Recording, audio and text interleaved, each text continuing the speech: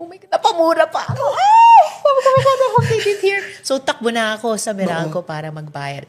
There was another year, I forgot to pay my income tax on time, to file my income tax return.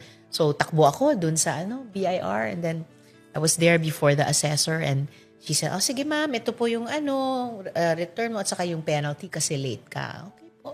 And I got it. And siguro it was such a hard week that week. I started to cry in front of her.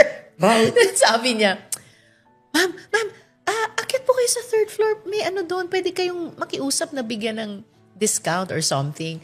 Sabi ko, ay hindi ho, okay lang ho. Nagulat lang ako kasi babayaran ko to, then may penalty. Then she said, sige na. Said, hindi ho, ayaw ko. Said, bakit ayaw nyo bang makiusap doon sa taas?